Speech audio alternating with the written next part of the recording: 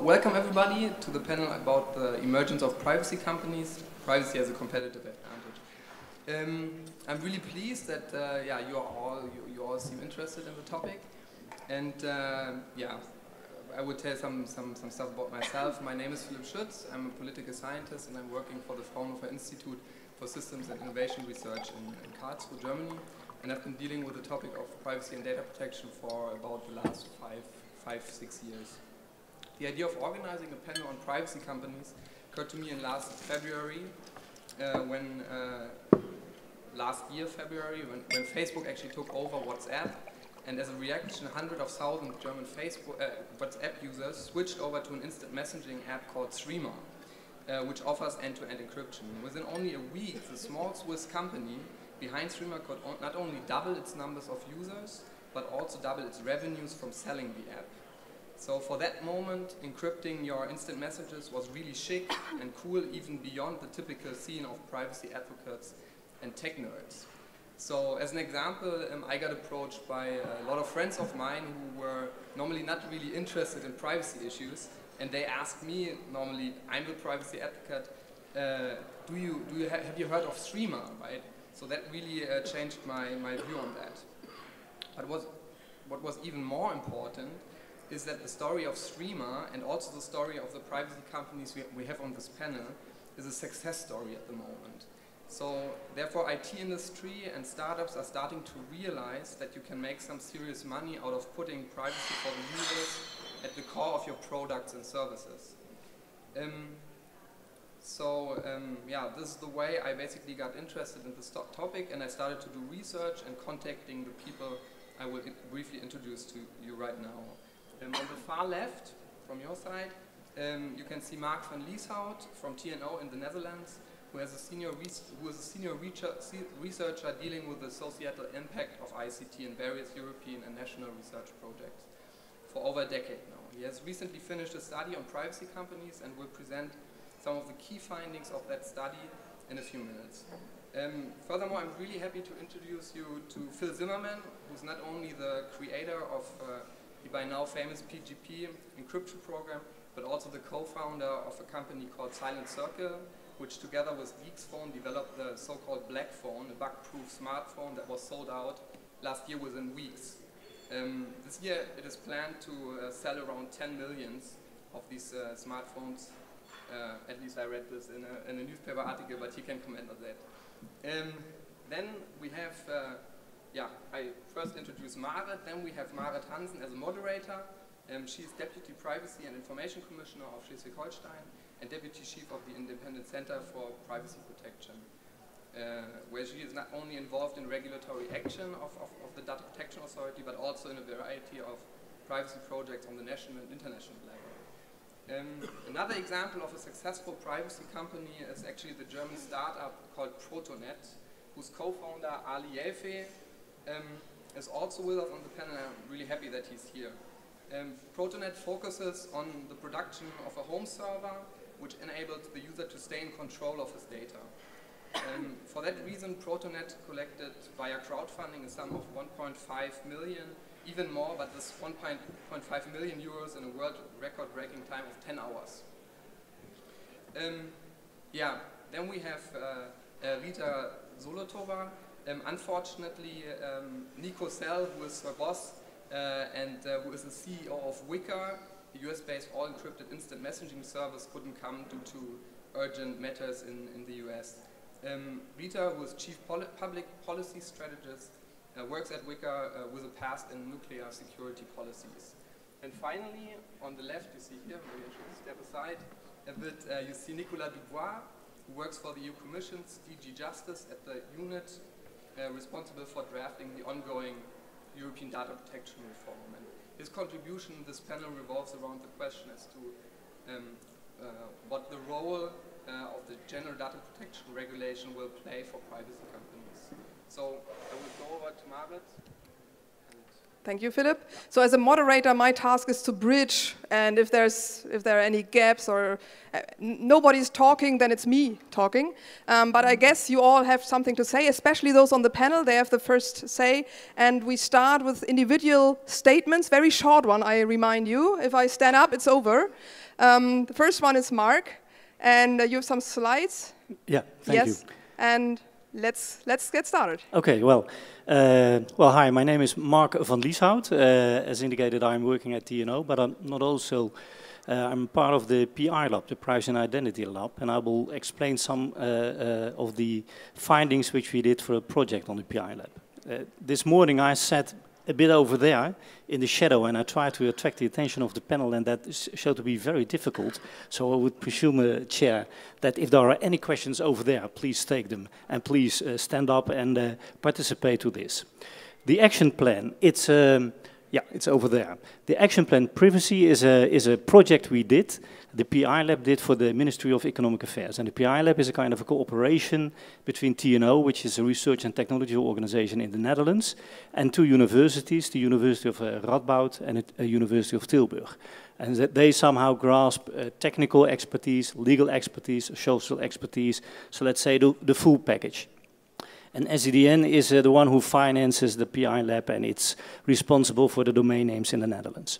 The Ministry of Economic Affairs, and that's the second slide, asked the PI lab to come up with a kind of a notion of what is happening within the innovation ecosystem within the Netherlands related to privacy, because that's an interesting aspect. Privacy seems to be a kind of a challenge. Usually it's perceived as a blocker, you know, it blocks innovation, but there may be some clues that privacy also can be a thing which drives innovation. And that's our own perspective, that it's very relevant to look at these drivers. So we did so for the Department of Economic Affairs. We tried to map the ecosystem of privacy innovation. And we did this by a number of events, by consultation, by surveys, by interviews, etc., etc. And the main things, and they are just presented, the main findings are interest in privacy respecting solutions is growing, and I will expand on that. And another thing is that if you look at it, the niche markets and typical applications grow, and this is interesting but a serious concern. How to get things out of the niche market into the open. And the last thing is that if you look at what's really happening, and I would say we really face in Europe and in all other kind of places the dominance. We face the problem of the dominance of the Google and Facebook approach. Services are for free, data are for free. People don't expect to pay for services, and this is a major problem if it comes to innovation for other things. So the next slide. In our analysis, we said basically you could make a kind of a distinction between three kind of perspectives. The first perspective is those organizations that use privacy as a kind of a service enabler. And the interesting thing is, if you look at the Netherlands, and probably in other countries it's the same, there have been some incidents with the KPN, the Dutch Telecom. If you look at the NS, the Dutch Public Transport Organization, they all had major incidents, and these were media incidents on privacy.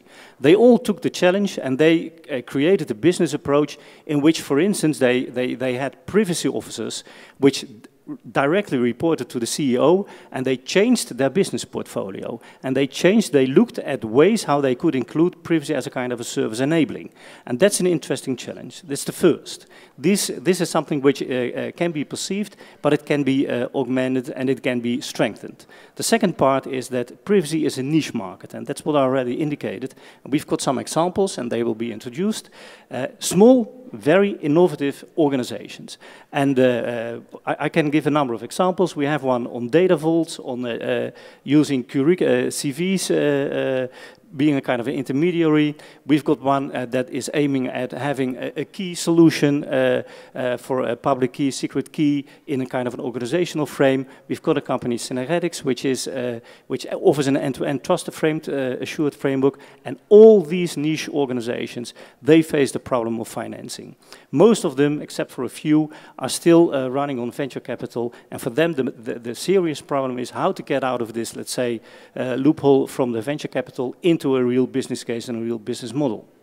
Then finally, even if you look at the privacy as a compliance, our perspective is that even compliance is a very serious concern, but this is something in which the system integrators, the large parties, should play a dominant role, and they are absent, basically. You don't, if you look at, at their websites, they don't promote privacy-friendly and privacy-respecting technologies. If you ask them, some of them have, but it's somehow on the sideline. If you don't know, you don't get it. And these are the organizations that should stand up. We've got Deloitte in this, in this field as one presenting itself as a privacy-respecting organization. There are much more that should speak out and that should have this in the front row to make this much more accessible. I think that's it. We also had in the final slide a number of recommendations, but I think they are quite boring and quite normal. There's just one thing, which is the utmost one, it's the knowledge barrier. Our perspective is, if you look at the privacy industry, it basically is absent. And one of the main concerns is that if you look at all kind of new activities, they are within the academic field. Very nice. IPEN, which was an example this morning, perfect examples, but it shows to be very difficult to get the knowledge from the universities out into the open and get it into real, reliable projects. And maybe, Phil, you're one of the examples that show that that you may be successful. So thank you. Thank you, Marc. So I think we'll take questions afterwards, and the bridging was already done by Marc. So Phil, you're the next one. Especially, I don't think for you, government was the enabler, was it? Not originally back in the 90s, but actually these days we sell to governments. We sell to many governments. The company that I have right now is Silent Circle. My co-founder, Mike Janke, approached me 3 years ago and said he wanted to make a way for military servicemen to call their families when they're deployed overseas. And I said, yeah, I can help with that. And I said, but you know, the kind of telephony, the kind of secure telephony I want to do is not going to have any back doors. So I didn't want to have a big fight with the government about that. So I said, because you're an ex-Navy SEAL, maybe you could help us access that market and thereby get them dependent on it, and thereby avoid any pressure to put back doors in. And he said, yeah, that was a good idea. So we actually, one of our earliest market pushes was to take advantage of Mike's contacts in that community. And so we sell to Navy SEALs, we sell to Special Operation Forces in Britain, the United States, Canada, Australia. And I don't know if that's why we didn't get any pressure for back doors. It could have been that maybe they wouldn't have done anything anyway, but it certainly, it made it easier to defend in political debate that, you know, if we had a backdoor in the product, you know, if it was Skype, for example, they won't touch Skype, you know. Navy SEALs don't use Skype, but they do use our stuff. But that was just one little part of the market. I mean, we also sold to enterprises, banks, oil companies, most recently, especially movie studios. Most recently, and airlines, and just lots and lots of companies. We're in over 100 countries, and so we didn't monetize customer data to do this. We monetize customers' money. You know, we charge money for the product, and so I've been working on secure telephony for the past decade, actually as early as 1995, that's 20 years ago. But at that time, the internet wasn't ready, nobody had broadband. But today, telephony in general, the manifest destiny of telephony is voice over IP. So we can do secure end-to-end encryption. And now we're seeing, James Comey from FBI, David Cameron, the new GCHQ director, they're all, and recently Obama, complaining about how encryption is complicating, intelligence collecting. But we can't turn back the clock. You know, encryption is now entrenched everywhere in the world economy. Every web browser has it. The legislative environment today is so much more favorable to it. In the 90s, if you were using strong encryption, you had to explain yourself. Why do you need strong encryption? Are you a criminal? Are you a drug dealer? You know, today, if you don't use strong encryption, you have to explain yourself. If you leave a laptop in a taxi that contains hundreds of thousands of customer identities, you better hope the disk is encrypted, because if it's not, you have a lot of legal consequences from that. So anyway, well, yeah, I guess that's all I had to say for the first pass. Okay, thanks for the first round. Now, it's Ali's turn. And do you want to go to the computer or? To the computer? Yeah. Yes, I would do that. So, switch. Switch. Okay, my name is Ali Jelveh. I'm the Chief Revolutionary Officer at Protonet. Take it there. Oh, that's it. Okay. Did you say Chief Revolution Officer? Yeah. Wow, okay. So, my main responsibility is keeping, you know, our company going towards the vision that we have and bringing that to exist in the circumstances that we have in this world. So when I prepared for this panel, the question was around how privacy is something, a market opportunity or a way to get ahead of other companies. And there's one thing about our company that is that we are not really a privacy company. So we have aspects that are connected to it and things like that, but he knew. And privacy is kind of a side effect of what we aim to do for us. So for me,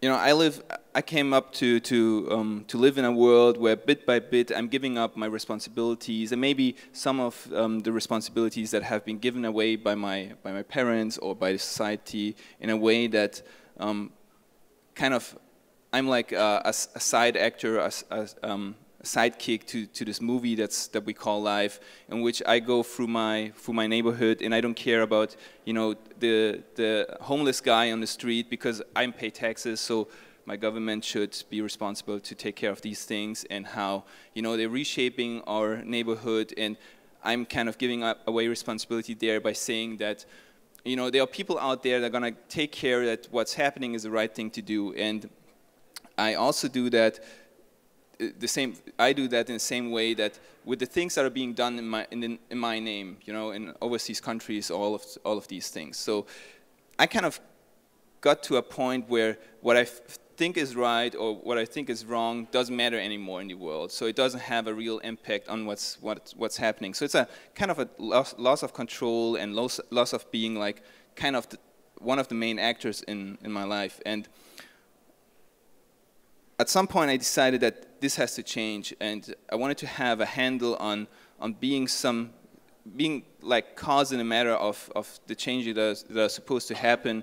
And the way I knew how to do that was in technology. So I didn't know exactly how to pass legislation or how to handle the homeless problem in our city or the reshaping and restructuring of a neighborhoods, but I knew how to handle data. And I thought, okay, if at least I could have control over my data, that could be a starting point to really change something. And that was the starting point for us to start a company, and it ended up in a product that looks like this, and I have it actually with me. It's here. So it's a server. We call it a personal server, personal cloud. We're not exactly sure what it is, but it's easy to use. So it's, in a way, you take it out of the box. It has power and Ethernet that you plug in. It has just one button and kind of runs your company. So all communication that happens over that. I'm going to show you something in the background. If I can turn off the sound. Die neue Kampagne. Okay, this didn't work as expected. Just a second. Anyways, so what you would get out of that is kind of a social collaboration tool that works instantly. The data is in your control. You can access it like the cloud. And our idea is that the more of these units we get out there, compatible units, we're bringing small pieces of infrastructure out there in the world. And if you could imagine a network of all of these small pieces of infrastructure, they would create a new net that has things like privacy built in, and has things like resilience built in, and has things like you are in control of what's happening, or we as people are in control of what's happening built in.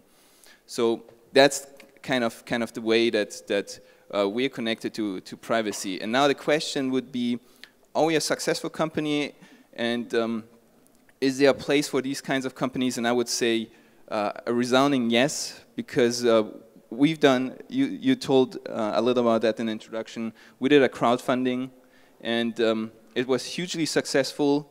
It took, so this is like, they saying we're NSA proof because it's like a good headline, and we did raise $1 million in 89 minutes, and then more and more, and at some point we had to stop because it was just way out of what we had in our business plans. Yeah. No, so we had to reopen it because people were calling us and saying, "Why did you stop the crowdfunding? I didn't get in." And so obviously there's something out there. There's something out there, and we kind of touch I think a core feeling in people, because the story we were telling at the crowdfunding was that, you know, there's all these movements in energy production that go back to you being independent or your community being independent, or is it on the production area, like with the 3D printers, where you're taking back control of these means of production that are like essential to our lives, or even in the food industry with all these urban gardening things. So I believe it's a very strong, deep human need to stand on your own 2 feet, and so I believe privacy is kind of part of that, because it's in the independence part. And I've got a few more slides, but I think I'm over my 8 minutes. Or one more minute. 1 more minute, okay. 1 more minute. So we don't just build so we're political by the DNA of our company, and you can see it by the title that I have. It's like what we do is we want a change in society in the way we see ourselves in our lives, and so what we're going to start in the next few weeks is a political campaign that's called Free Your Data. And its aim is to, and we're from Germany, so I already talked to Margaret, she's in. So, and the plan is to have companies from a certain size on give us access to our data through a real-time free API. So that's kind of we have, you know, when we do campaigns, one part is product campaigns and telling you how awesome this product is and how you want to touch it and own it. But the other part of our story is like real political, and trying out the political waters to see what can we do in this world. And I think this is a special room and special place because there are so many people involved in politics. Out on the streets, the feeling is like we have no power. And I think that's something we can change. So I'm going to end it here. Thank you very much. So this must not be advertisement here, so pack it in. Okay. But he is a millionaire, at least in 89 minutes. So our panels only was supposed to last 75 minutes. Almost, well, nice that you spent your time with us, and that privacy is a side effect here. So I think it's really something on autonomy and sovereignty, and something where it can make a difference. Especially if it's something on campaigning, only because of the German background there in Europe, there's already the right to access to your personal data. So this is nothing new. Ali is here demanding. It's only how easy do you get access to this, to your data, and which size of companies should offer you easier ways. Yeah, and the access makes all the difference, I believe. Okay, let's keep it for the discussion. And now, thank you very much. Yes, we go over to switch back, yes, right, to Rita. Rita, you're very interesting, not only because you're also from a privacy, or a real privacy company. I think this is not only a side effect, but you're a Russian person, so having 2 cultures now. No, Russian and US, and both are, I think, very interesting also for discussing privacy issues. So if you like, you can tackle that. If you don't, it's your privacy. Hi, my name is Rita, and I'm from Wickr. I'm responsible for public policy in our college strategy. Just recently, I read some numbers mentioned by one of our advisors, Cory Doctorow, who said that in the 90 days after Snowden revelations, the 87% of the American public took affirmative steps to protect their privacy online. But what's interesting is that none of those steps actually were any useful, because there were no real useful or easy tools for people to use at the moment, or even now, not too many out there, to really protect your privacy. A lot of tools are complex and could be available to people with a lot of technical backgrounds. And we are working on bringing privacy and encryption into your day-to-day texting communication through our application, which is called Wickr.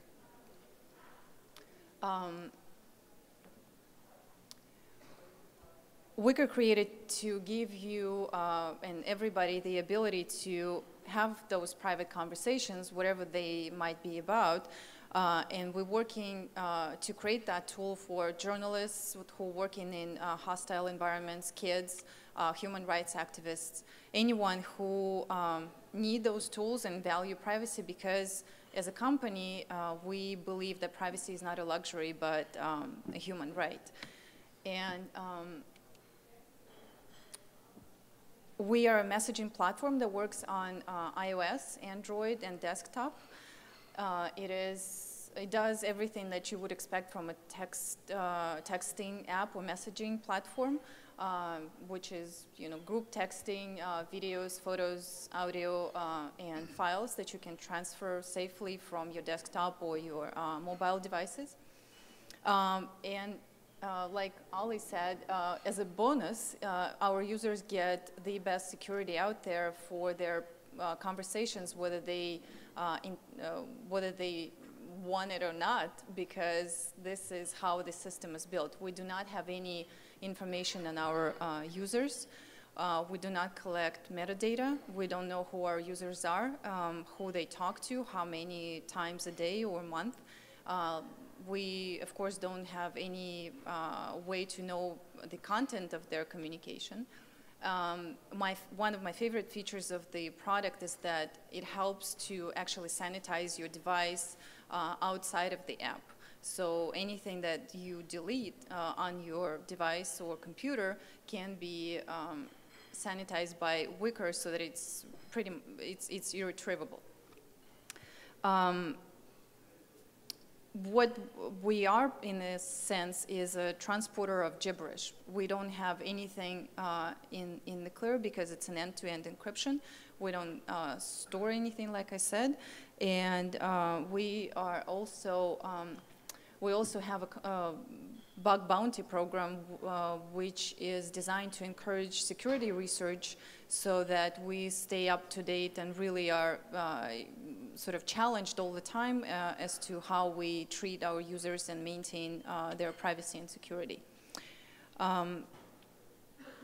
The Wickr app was the official app of the Oslo Freedom Forum this year, which is run by Human Rights Foundation. And it was great to hear stories of human rights activists who really value their privacy and their security, because they have to communicate about issues that are very sensitive. But at the same time, we believe that security isn't a state, it's a scale. And we are looking to, we really have a huge vision for the product and for the company as a whole, and we're looking to make Wickr be a platform that enables all kinds of transactions and conversations in the world, regardless of the purpose of those transactions. We would like to give power back to the people, like many of us really, we really do believe in privacy, and that's the reason why the company exists, and that's the reason why we built the product the way we built it. We also want to ensure that even though the internet is forever, our data shouldn't live there forever, or at least shouldn't be there forever if we decide that it should be gone. So please check out Wickr. Let us know what you think, because you are our you know, power audience. You are the power users for any kinds of technology that protect people's privacy, and share your ideas about how we might be able to bring that technology to more communities in the EU, and how we can be more effective in communicating the need for protecting people's privacy. Thank you very much. Only one question for clarification. So Phil said we charge users. Ali says crowdfunding and buy the box, so charging users. What about your business model? We are absolutely free. How is that possible? Well, we have been really fortunate to have great supporters within the VC world, and we explore in different models for the future, but for now we have flexibility to really build the best product possible, and we are looking at different models, including freemium model, where our power users would be potentially paying for some extra services, but at the same time we are determined to keep the situation the way it is for the majority of our users, which means that the application will be free. Okay, thank you very much. I think that this will be also something to ask later about, but first, or last now in the round, we are here, the person from the European Commission, Nicolas Dubois. It's very good to have you here. And the official statements on what is happening now with the regulation in this aspect only, so that we see what about privacy companies, what is the development in Europe, will everything change or nothing change, and will it be better or not? I know you want to answer. Well, you know, that question of whether we need the data protection regulation has been answered in the previous panel, and everyone understood that it's not a magical mountain, as a famous German book is about. But I think I want to focus on the question. I'm not working for a privacy company, but everyone that comes to see me from a company says me I'm working from a privacy something company. So it's either a privacy compliant company, it's a privacy friendly company, it's a privacy whatever company, and then they tell me, and for that reason, and we're so much on compliance, we would like a little carve out into the data protection rules because we're so compliant that, yeah. So there are many privacy companies in the world. So that's my first experience. The second thing I wanted to say is let's start to talk about personal data. And I crafted for the purpose of this presentation, not as a model or whatever, a sentence which is, if people accept to share some personal data, great things can be achieved. Better security, we talked about it, tailored products, more efficient services, and so on and so on. The nice thing about this sentence is that it's valid at all times. In the Roman empires, they were doing census, and they were all very convinced that if you accept to register in the census, you will get great benefits. Of course, the reality was a bit different, but so it's something that is valid at all times, and we need to think, of course, with whom do we share data? All this question, what, how, what for, all this needs to be regulated. So we're going beyond the idea that we need rules. This was the previous panel. We need the data protection reform, but do we need companies that focus on its implementation? And my experience, very basic, is that the traditional IT application, the one that exists since the 70s, you have IT engineers, they take requirements, they build a database which is in the middle, they have suppliers, they have users, and they try to craft some security safeguards into it, like encryption, and they try to craft good user access rules, and so on. And the first privacy companies that we have for a very long time are the people that are giving advice on how to do this type of application privacy friendly. And if you look to this type of application, it's also very much like the way the legal environment works, at least in Europe. You have a data controller with the one that has the database, basically, sits on top of it.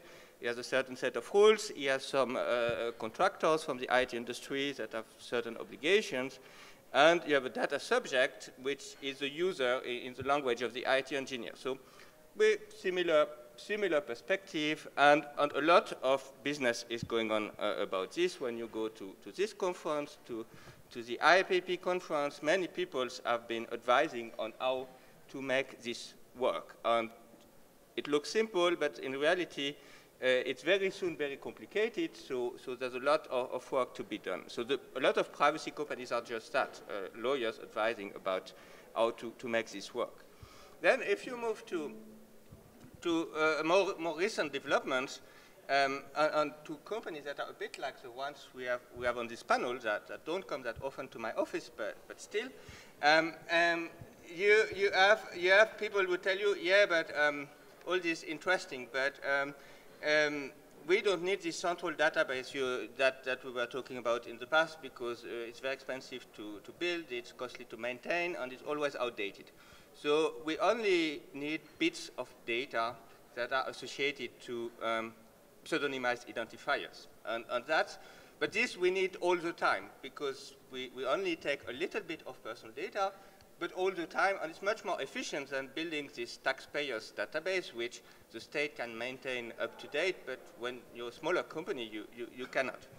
And so we are doing millions of microtransactions on pseudonymized personal data. So we're going micro, really small.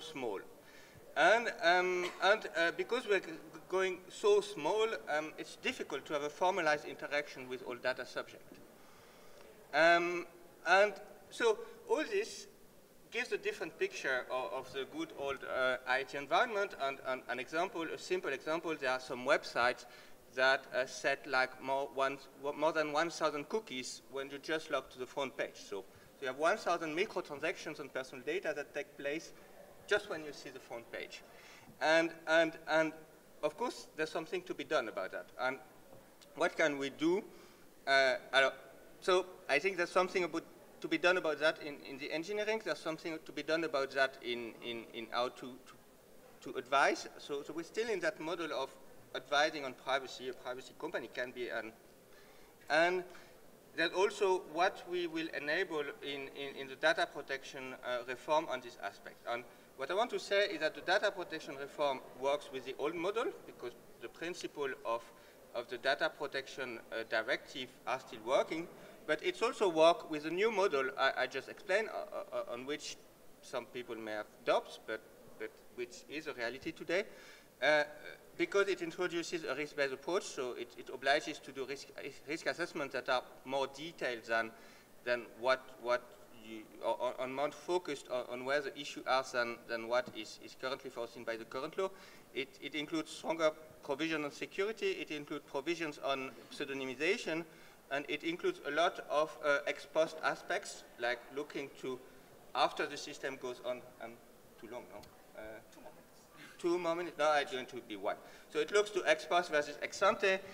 It also includes standard certification code of conduct, which will allow maybe to mediate, because we have such complexity, to mediate between the individual and the products, and to allow to have a differentiation between products, the ones that basically give data to a lot, and the ones that are more privacy friendly than like the one we have on this panel. I want to conclude on I talked a lot about companies that do privacy advice, but indeed, like we have in this panel, the challenge for privacy companies is to reach out to data subjects, and we see it with the companies we have on this panel, but we see it with many other companies. Privacy companies, real privacy companies, are really reaching out to data subjects, and I'm sure that in that room, in my case, out of the type of companies you have, ones working on personal data vaults, the privacy checking plugins, device designed with privacy in mind, or even Bitcoin wallets on Tor, I'm sure you or me, at least me, I use 3 out of 5 of these things, and I'm sure it's the same for many people now, so it's taking shape. Okay, thank you very much. So also the question to you when I started with Phil, is government now an enabler, not only because of the regulation, or perhaps because of the regulation, but also because government should be a role model in using privacy compliant stuff and thereby buying products from privacy companies? Is this a role of government, public administration? Well, You know, I've always been envious of the Western European countries because you have privacy commissions. We don't have a privacy commission in the U.S. Canada even has a privacy commission, both at the provincial level and the federal level. So you have people that go to work every day and they work all day trying to protect people's privacy from a policy level. So I guess it depends on which governments. I mean, European governments tend to be more helpful in protecting people's privacy. The U.S. government, not so much. That was supposed to make you all laugh, by the way. Not so much. You know, everybody's acutely aware of what the NSA has done because of the Snowden revelations. We always had fears that that's maybe what they were up to, but now we know. See, I think that I see kind of three things that we need to do to protect people's privacy. I work on technology because that's what I know how to do. It's like that. It's like the guy who lost his contact lens and he's looking under the street light, and you ask him where did he lose his contact lens. He said, "Oh, I lost it across the street where it's dark, but I'm looking over here because the light is brighter." So I know how to develop technology. That's what I know how to do, you know. But we also need to work in policy space, and we also need to work creating market pressure. Now, what's been happening lately in the past year or so is that market pressure has gone up. Now there's a greater appreciation in the market for privacy because of, you know, government whistleblowers, but also because there's even before Snowden, there was an awareness that your data, you know, everybody's getting hacked. And now we got the Sony hack, and now it's on everyone's minds. That creates market pressure. You know, back in the 1960s, car companies didn't have seatbelts or airbags, certainly, you know, and they didn't want to put airbags in or seatbelts because they thought no one would pay for them, no one would want them, and the cars were also not very crash-worthy. Well, we've seen over the decades that people do want seatbelts. They had to be required to be put in by government regulation. And everybody liked them, and now everybody wants airbags, and now everybody wants cars to be, you know, more crash-worthy. That's market pressure. People actually buy products that are safer.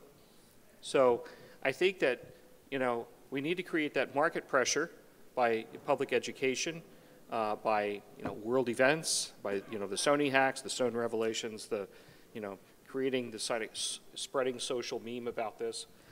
We need to make it part of pop culture. And to create the right kind of technology. So and privacy by disaster all three of and these pop working culture. together, then you can get change. Okay, yes, it looks good for me. Of course, you have to be optimistic, and I am too. But Marc, you want to comment? Marc? Oh, yeah. Yep, sure. We have to share. It's the power tool, this mic.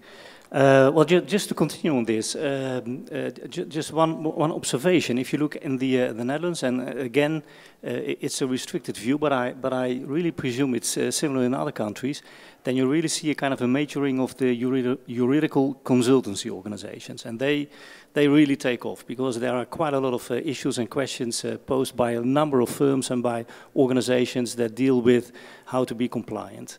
And recently I had a workshop in internal affairs, and there was a chief officer of Schiphol, Dutch airport, and he said, "We from Schiphol, we will be always compliant." And everybody said, "But of course you will be compliant, because that's a start thing, that's a bottom thing."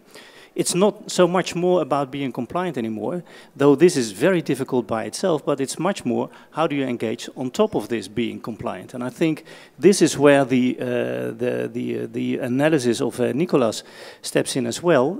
There needs to be something additional, and from my perspective, governments should really play a role in this.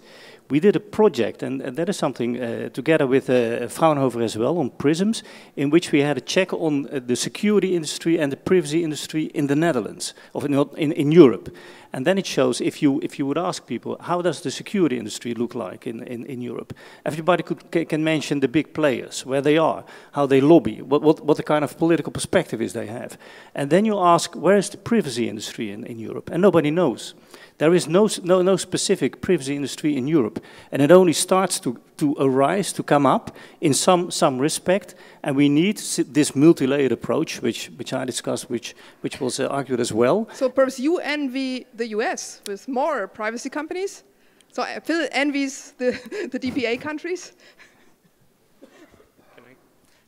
Well, I've recently seen something I never expected to see, and that is phone companies, which are historically facilitators of wiretaps. For a century, phone companies have had a comfortable, cozy relationship with law enforcement for wiretapping. And yet now, we're starting to see phone companies, like KPN in the Netherlands, identify themselves as privacy companies. They're selling our products, our services. So for the first time, we have phone companies selling services and products that allow their customers to make phone calls that can't be wiretapped. That's just unprecedented. That indicates that there's market pressure, that they don't have to do it like a crusaders on some kind of ideologically motivated mission that doesn't have any business use. They recognize that there's a business demand for it. I want to come back to some of the key questions we had, and I make it short because we want to integrate the audience, of course. But to just name or call some numbers, so you all three of you got huge investments, right? Bunch of millions was Ali. You got, I think, 30 millions of investment with Wickr, and you just raised around 30, 40 million, something like that. So, but again, coming back to the question, is there a business case for privacy? So is it already profitable? The products you sell, you plan on selling this year over around 10 million of these Blackphones. Is that a profitable business case? Well, I'm not, I don't make, I never tell anybody about numbers, but maybe there's other people in the company that might have talked about that. Because of the contact lenses under the light, right? That's right, yeah, that's right. But we know that there's demand. I mean, one of the reasons why we're able to sell more is because last year we started selling a hardware product, the Blackphone. And so people are willing to pay for a hardware. It's a tangible thing. I mean, it's not that they're paying for the hardware. They're paying for our stuff hosted on hardware that's got a special version of Android that is optimized for privacy. And so we find that people would pay either a little bit of money for our apps, but they would pay more if the apps were running on something that they could hold in their hand. So I mean, we're finding ways to make money at it. We're signing up a lot of carriers, phone companies, who are following KPN's example, and we're creating a sea change. When you have a whole lot of phone companies, I mean, try to wrap your head around that. Phone companies that are lining up and saying, "We want some of that. Me too. We want to start protecting people's privacy." Really, phone companies? I mean, that's just a real shock. So there is a sea change, and I think the Snowden revelations help produce it, but there's this constant rolling thunder of world events like the Sony hack. We find that, enterprises recognize that they need to protect their privacy. It's building up. Okay, and Ali wants to jump in. Okay, so we've got a little different approach, since privacy is not like the main selling point of our products. It's the ease of use and being independent. And since we're a crowdfunded company and we publish our reports anyway, so we founded a company in late 2012.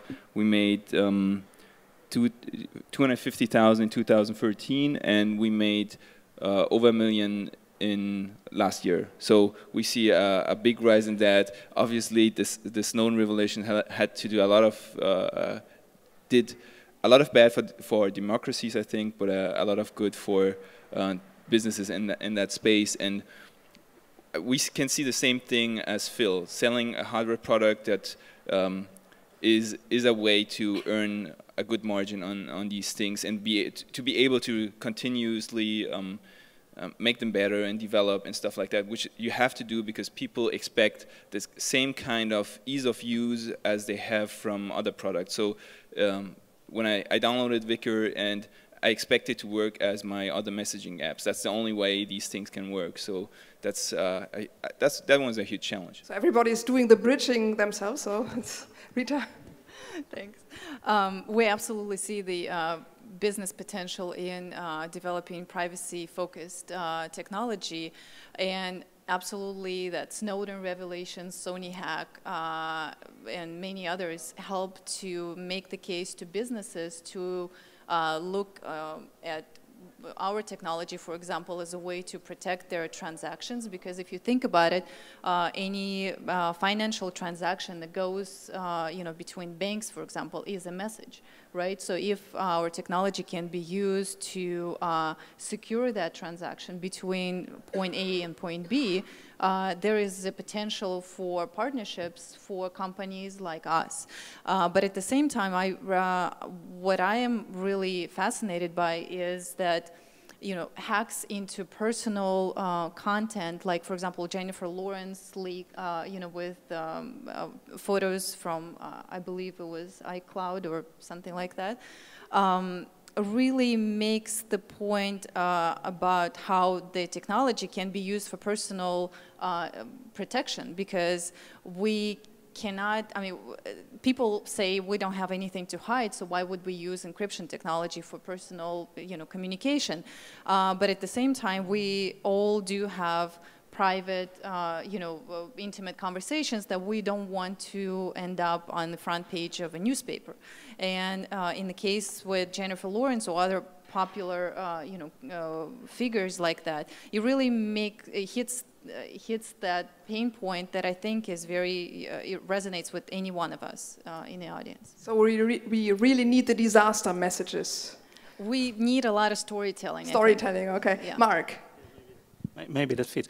If you look at what you need to improve on this privacy innovation, then it's about innovation, and it's about the diffusion of innovation.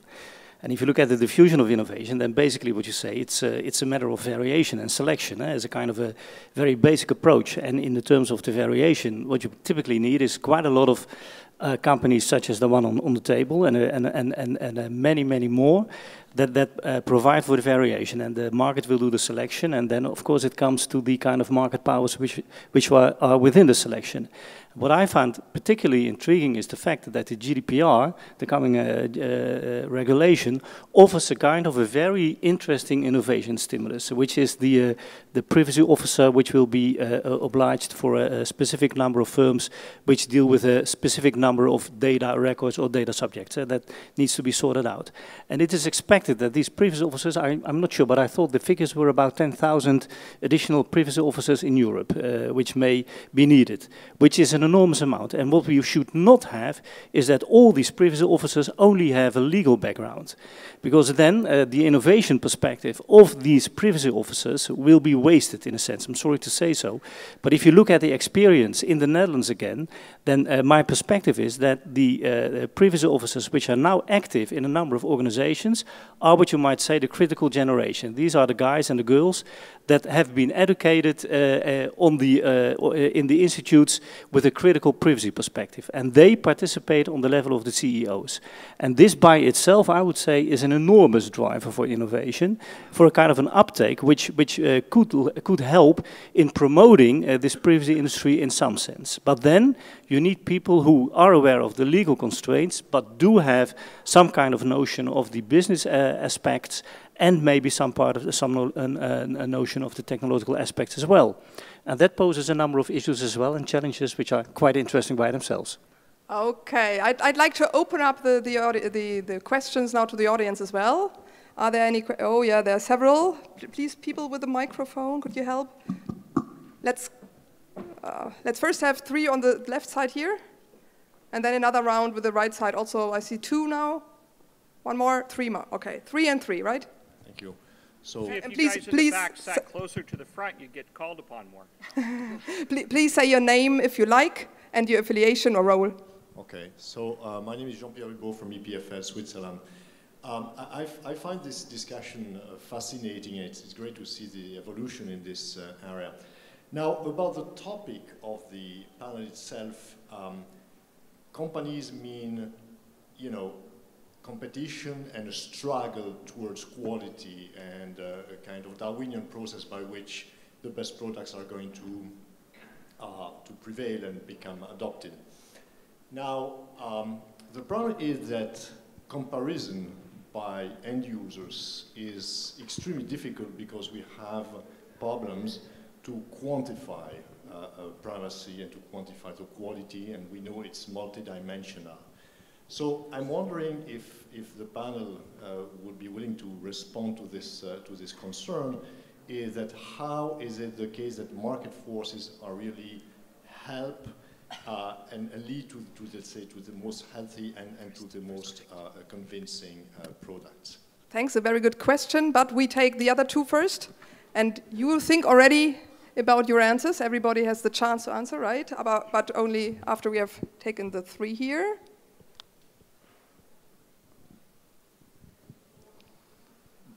Great panel, very, very interesting. Most of the products and innovations that you've talked about thus far, I think, could be characterized as enhancing data security, so security products. Do you know of privacy-enhancing products that enhance privacy in ways other than enhancing security and that kind of innovation today? Again, a good question. And to the other side, please. You can hand it over, the micro. Thank you very much. And last question for this round. Last question for this round. Jo Pearson for University of Brussels. The question here is in fact data being the new oil to some extent. So is it becoming the basis for a lot of businesses, especially in the media and technology world, of course. So this also means that no data is a cost. So like an advertisement, if you want television without advertising, you have to pay more. It's paid television. Now I'm wondering, does this not in the end lead to some kind of privacy divide in a way that only the affluent people will be able to have full and quality privacy in one way or another? Or is it not in contrast at odds with privacy as a kind of human right? So perhaps we can also establish companies that give you more freedom of speech for money. So if you pay more, you get more freedom of speech. Human rights for the millionaires. Yes. So this kind of question, and this comes in the end to, is privacy not more of a commons? Is not something which government in one way or another should take care of? So government not necessarily only as a leading example, but as offering as they offer clean air and access to quality healthcare. I think everybody now can, on the panel, has some answers on one or more of the questions. I think Phil wanted to start. I don't think you should hire marketing people that don't respect customers' privacy. Marketing people that just instinctively want to monetize customer data because they just love to do that. They just do it without hesitation, without thought. They just do it. You know, you should not let them get past the job interview. You know, startup companies, if they want to recognize that they have a social responsibility to, as part of, you know, our society, to make up to protect privacy. You can't have marketing people that their knee-jerk reaction is to collect customer data and start monetizing it. The other thing that was asked was, are there other forms of privacy protection you could do besides encryption? I think you said besides security, but I interpret that to mean encryption. Sure there is. You know, trying to find ways to protect your computers from getting broken into and having your massive databases of you know, movie stars' emails and things like, you know, all your scripts. But really, the antidote to that is also frequently encryption. If Sony had been using PGP encryption on all their emails, and if they'd used other kinds of encryption for storing other documents, then whoever hacked into their computers would not be so successful. But there's other things to keep. There's other techniques you can keep people out of your computers, but overall it's very difficult. In the arms race between the hackers and the defenders, the hackers keep winning. Okay, so thank you first. Now Ali, then Marc, then Rita. Nicolas, do you want to? Okay, be brief, because then there are 3 more questions. Okay, so gentleman here in the first row had a very interesting question on privacy and the value, and that it's not out there right now. And I think that's a very good point, and it goes back to what Rita said on the storytelling. And I believe that what needs to happen is kind of creating a consciousness for certain things. There's great historical examples. We had a lunch yesterday with Philip, and he was pointing to the green movement in Germany, for example. I guess it's the same here, or in Holland, or in the US, where these things like being nature conscious or conscious about the environment is something that was non-existent. So, and there was a movement there that created a consciousness for that, and that changed behaviors. And I think that's kind of what needs to happen. The third question from gentleman back left was that it would create a divide, and I believe that you're on the right track, because the moment you accept the notion of data is the new oil, and it's something like that is going to happen, you're going to have people that are really willing to sell their data to get whatever amount of money they can get out of that. So I think that's going to be something we're going to run into, and it's a little bit like the discussions on how capitalism should work, and what are where should we have governmental control and stops put in place. That's a very difficult discussion, and it will come up, because that's going to happen. Okay, then we have to work on that. Marc. Okay, well, just to continue, trying to be very brief, I think really interesting issues. First, on the privacy products. There are, and we can present a number of them. And I think it has been discussed in another panel this morning. The approach to privacy should really be different from the approach to security. And there are a number of terms to be coined. Unlinkability is a very special term. Transparency is a very special term. And the fact that people are in full control of their own data. These are all aspects which not typically relate to security. And if you look at the number of firms, let's not have commercial arguments, but I can present a number of firms who are really into this domain and trying to promote dashboards, transparency, user control equipment, and things like this. And this makes them different from pure security firms, and that's quite interesting, I would say. Then the thing which Jo raised, I really fully agree. I think there is much too much focus on the individual problem, which is related to privacy in Western society. This is a major thing. But for one, we are not going to solve this issue on the individual level. We need some kind of an intermediate structure, and it's something we will be working on, which somehow takes over responsibility from individuals, because it's much too complex. Nobody understands, and nobody knows. So you need a kind of an intermediate organization, and that is something, and then again, Phil, maybe that's different in Europe. I would very much endorse a role of government in creating these kind of infrastructures, or helping to create these kind of infrastructures. And that's a problem by itself. There was another thing, but maybe, yeah. Or next round, keep it for the next round, because the next 2 answerers will skip in favor of the next round of questions because of the 5 minutes, but then there will be preferred. So, 3, yes, please. Oh, sorry, you were late. No, you go on, please. The 3 from the last time, sorry. So, sorry if you want to prefer a couple of the people who can get to speak first, but I've got a specific question for the 3 people who are promoting their products and services. We'll keep it in mind, and then you will be handled as well, yeah. Under Adams, by the way, Meiji University in Tokyo. For the 3 of you who are offering services or products in this area, what do you offer other than trust us in assurance that your systems don't have backdoors? Phil has sat there and said, we don't have backdoors, but what assurances, how are we to believe those assurances? Yeah, I prepared many questions because I wasn't sure how active you are, and all of those questions are coming from you. That's very good.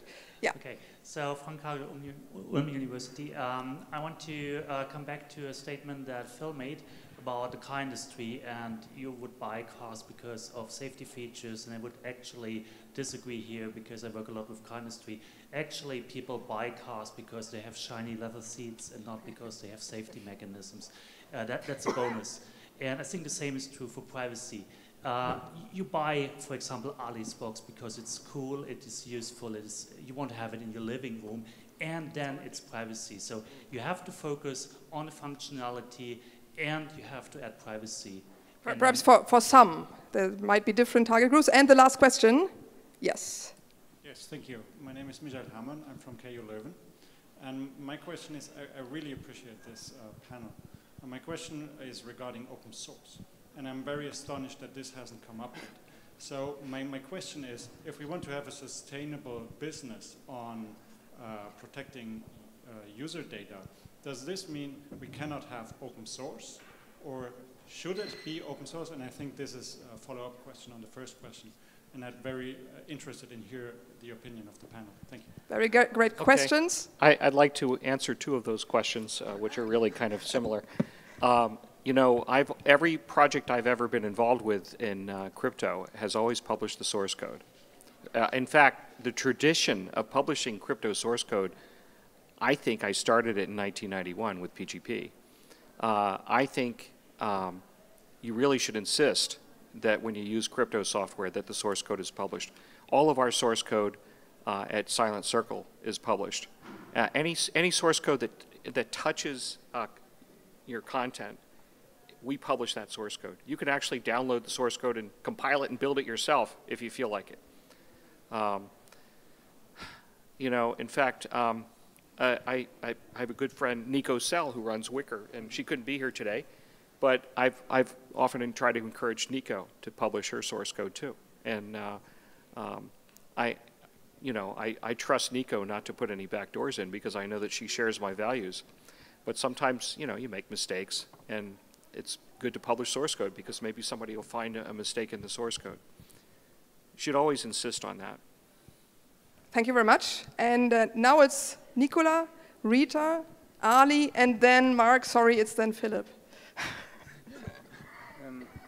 Yeah, what I would like to comment based on what others said on the question is that the potential today of the links between encryption and privacy, or not only encryption and security, is often underestimated. You can be very anonymous and very traceable at the same time with certain algorithm. And all this is something that is a bit counterintuitive and will take time until people realize that there's a value in this kind of idea, and it's mathematically and from an algorithmic technology perspective possible to do it. Yeah. Thank you. First, Rita. On the trust issue, our philosophy on this is that we encourage security researchers to attack our product to see if there are any vulnerabilities that can be found. And we offer quite a bit of money for those who can find that. And aside from that, we do continuous pen testing. We pay professional hackers to attack our products to see if there is something that we need to work on. And so far, it's been working really well for us. And how much have you paid to bug hunters? We pay between $10,000 and $100,000 to those who find substantial, vulnerability hasn't happened. Also, about competition and sort of privacy being a side effect of a product, I absolutely agree, and that's been the philosophy of the company. We have been striving to build the best messaging app with all the features that you can find in everything that you use for your texting, sending your photos, filters, graffiti. We have more stuff than you probably need.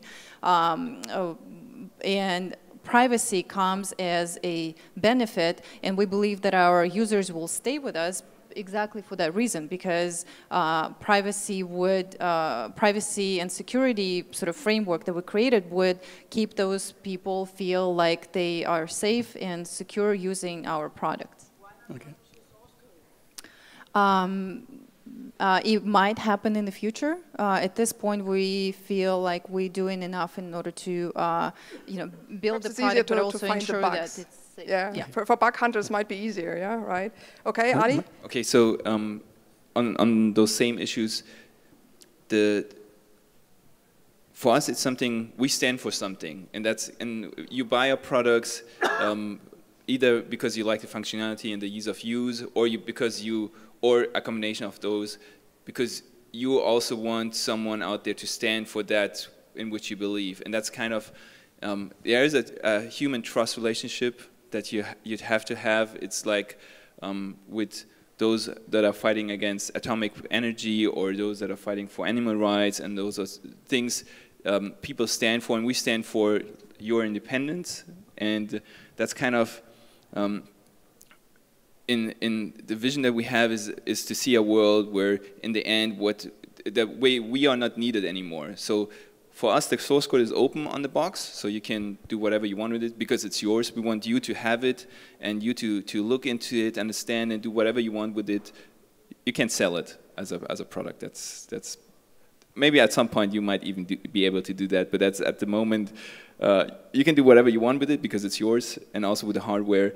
And we kind of work towards a world where these ideas are so present that we are not the company needed to being pushing these ideas. So that's kind of our approach to that. Okay, and the final. So, Marc, sorry we don't have time. I just have to say some last words. Maybe also a commentary on that really good question about the privacy divide, and that's also one of our key questions actually. So, what consequences does privacy as a commodity imply? And privacy divide is of course one danger. I think society has to create certain standards. Data protection law, for example, would be one. And I like, as a political scientist, we always do, a lot of political scientists do comparisons. I also search for comparisons in that instance. And I like the idea of comparing it with organic food. So organic food, of course you have standards when you buy food that you not get poisoned, right? But anything that's beyond that and good quality of food, you might have to pay for that. There are seals, you know, organic seals that should guarantee that. But in the end, the consumer has to decide what he buys. And I think this could also be a future for privacy, although we really have to keep on watching this development because there is the danger of this privacy divide. So it was a really great pleasure for me to have such distinguished guests on the panel and such an interesting input from the audience. Thank you very much. And we should try for more than not only be poisoned, right? So thank you very much, everybody.